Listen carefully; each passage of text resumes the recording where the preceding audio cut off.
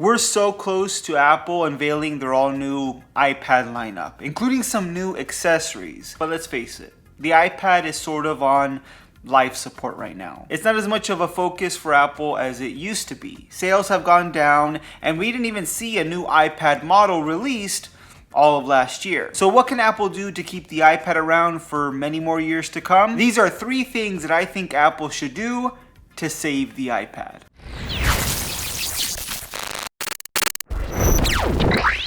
Number 1, give us macOS. Personally, I own a MacBook and an iPad, but there isn't a day that goes by that I don't wish I could just do everything on my iPad. The issue is iPad OS. It's just not that good for getting real work done, and there really isn't anything preventing Apple, other than making more money, from putting macOS on the iPad and making this truly the laptop killer we need. It has the same M chipsets inside, just like the MacBooks, and you could even make a true iPad Pro that's thicker with a cooling system inside for more intense tasks. I think it would make a lot more people choose the iPad over something like a laptop, and if Microsoft could do it with the Surface Pro, there's no reason why Apple can't do it, especially now that they have the performance of their M chipset. Now, I know why Apple doesn't do this, because it would be kind of cannibalizing some of their business instead of just selling more devices to more people. But I think you just need to make the best device possible, and if it forces people to just choose one great device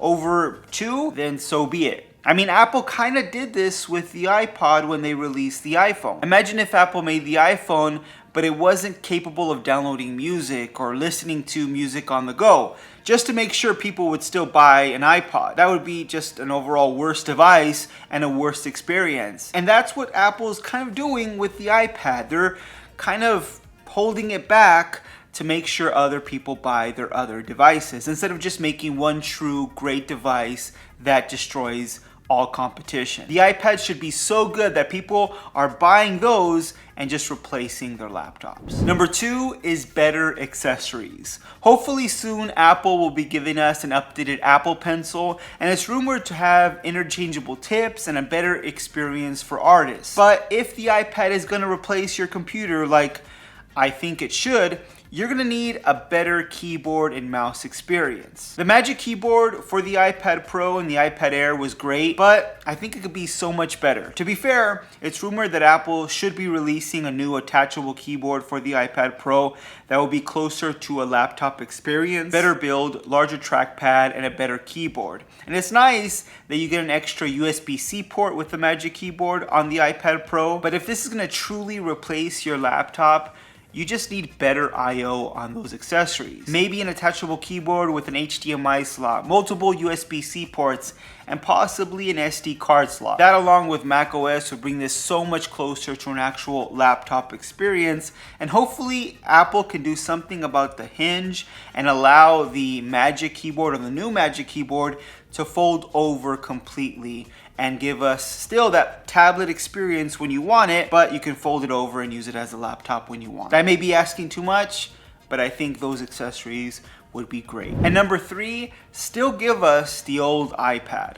Now, I know I've talked about completely changing the iPad as we know it and turning it into a laptop replacement, but I still think there's a place for the iPad as we know it right now. Parents are still buying iPads for their kids, and I think just having a regular iPad with just iPad OS is just fine. Keep that cheaper model of iPad. I think you should make the iPad mini the cheapest model and give consumers a smaller, even cheaper option, and then you have something bigger like the regular iPad. But the iPad Air and the iPad Pro should be the iPads that take the leap to bigger and better things. The iPad Air should look to do things to move over those MacBook Air owners into just getting an iPad Air. And iPad Pro should do the same with the MacBook Pro owners. Now, I get it. There's gonna be people that need more power and better performance, and the MacBook Pros are gonna be there for you. And things like the Mac Studio and the Mac Pro are still gonna be the best bet for professionals. But let's face it, there's a lot of people there in the middle that just need a laptop, but they don't need